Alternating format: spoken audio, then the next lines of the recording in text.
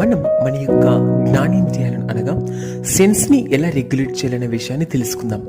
సెన్స్ని regulate చేయడం అనేది నేచర్కి అగెనిస్ట్. అంటే మనం ప్రకృతిలో నివసిస్తున్నప్పుడు ప్రకృతి యొక్క కార్యక్రమాలకు అనుకున్నసారంగా మన బాడీ రెస్పాండ్ అవుతూ ఉంటుంది. మరి దానివల్ల తీవ్ర పరిణామాలు తెలుసుకోవాల్సి ఉంటుంది. ఎందుకంటే సెన్స్ని మనం సాటిస్ఫై చేయడం, సెన్స్ గ్రాటిఫికేషన్ మనం అలవాటు పడితే అవి మనల్ని వీడ్చి పడేస్తాయి. అంటే చెడు వ్యసనాలు, చెడు అలవాట్లు, దుర్బుద్ధి, దురాశలతో మన బ్రెయిన్ నిండిపోయి మనల్ని ఎటువంటి స్టెప్ వేయకుండా అక్కడే నిలిచే ప్రయత్నం చేస్తుంది. మళ్ళీ సెన్స్ని ఎలా రెగ్యులేట్ చేయాలి, సెన్స్ని ఎలా మనం సాటిస్ఫై చేయాలి, సెన్స్ గ్రాటిఫికేషన్ వల్ల వచ్చే విపత్కర పరిస్థితుల గురించి తెలుసుకునే ప్రయత్నం చేద్దాం.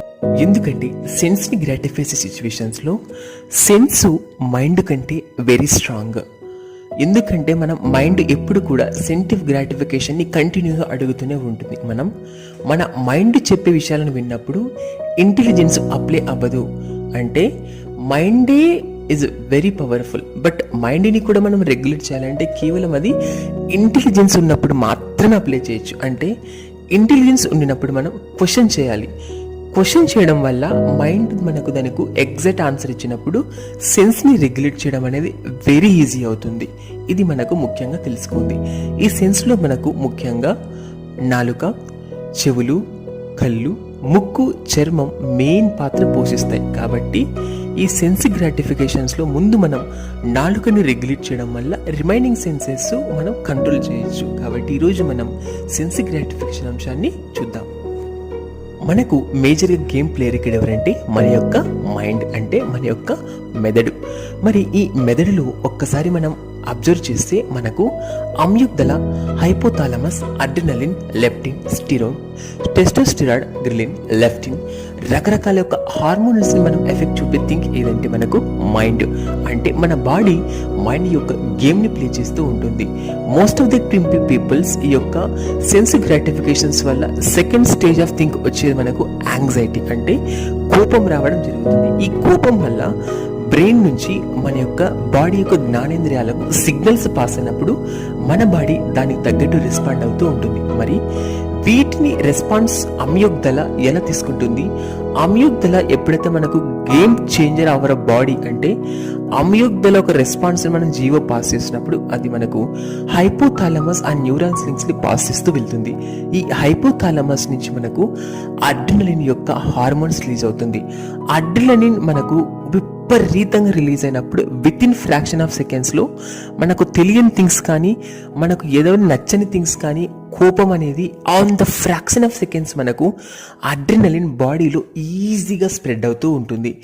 అడ్రినలిన్స్ మనకు ఈ అమ్యోక్తల నుంచి ఒక సిగ్నల్స్ పాస్ అవడం వల్ల జీవో పాస్ అయ్యి వాళ్ళ మీద అటాక్ చేయి, కోప్పడు అని చెప్తూ ఉంటుంది. కాబట్టి ఈ అమ్యుగ్దలను మనం న్యూరాన్ లింక్స్ని రెగ్యులేట్ చేయాలి. హైపోథాలమస్ యొక్క అడ్రినలిన్స్ని మనం రెగ్యులేట్ చేయాలంటే మనం మేజర్గా చేయాల్సిన సిచ్యువేషన్స్ ఏంటంటే ఈ అమ్యుగ్దలని శాంతింపడం ఎలా. దీనికోసం మనం హరే కృష్ణ మహామంత్రం లేకపోతే కామ్ అండ్ కూల్నెస్ స్టేజ్కి తీసుకురావడం వల్ల, వీటి రెగ్యులేట్ చేయడం వల్ల మనలో యాంగ్జైటీ లెవెల్స్, హార్మోన్స్ యొక్క అడ్రినలిన్ ఎఫెక్ట్స్ మనం రెగ్యులేట్ చేయవచ్చు.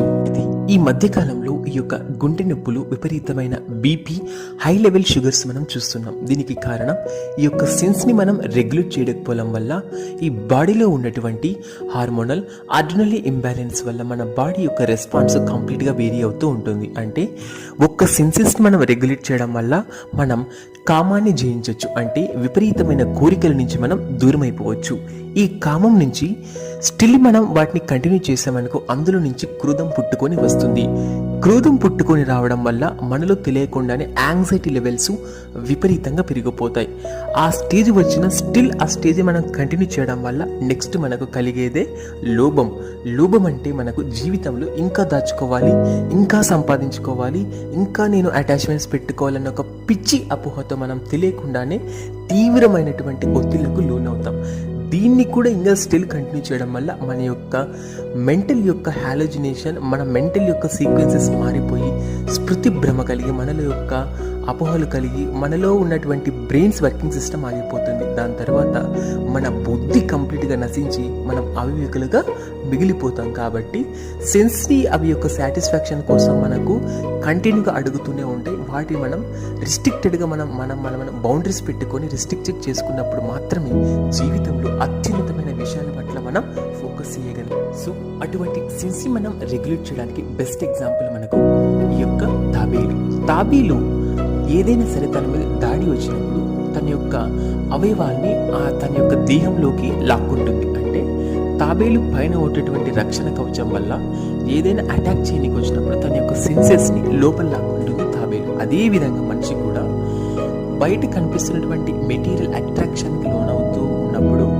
ఈవెన్ అటువంటి సిచ్యువేషన్స్ హ్యాపెనింగ్ అయినా సరే నేచర్ మనని ప్రోత్సహిస్తుంటుంది చెడు చేయమని. కానీ మనం మన యొక్క సెన్సెస్ని లోపలికి లాక్కున్నప్పుడు కాసేపు మనం ఓపిక పడితే ఆ యొక్క మెటీరియల్ ఆ యొక్క మాయ ట్రాప్ నుంచి మనం బయటపడినప్పుడు ఆటోమేటిక్గా కాసేపు తర్వాత మళ్ళీ ఫ్రీ అయిపోవచ్చు. అంతే తప్ప మన సెన్సెస్ అడిగింది ప్రతిదాన్ని ఇస్తూ వెళ్తే ఎక్కడ కూడా అది ఆపదు. ఎందుకంటే సెన్స్ అనేటివి ఎక్కడ కూడా సాటిస్ఫాక్షన్ అనేది ఇక చాలు అని చెప్పవు. కంటిన్యూగా మన నుంచి చెడు చేయిస్తూనే ఉంటాయి. కాబట్టి చెడు నుంచి బయటపడాలంటే సెన్స్ చెప్పే మాట వినొద్దు. ఇది మొత్తం ఈ యొక్క అమ్యుక్తల హైపోథాలమస్ అడ్రినలిన్ యొక్క స్టెరాయిడ్ మనకు మైండ్ యొక్క గేమ్ ప్లేయర్స్గా గుర్తుపెట్టుకోండి.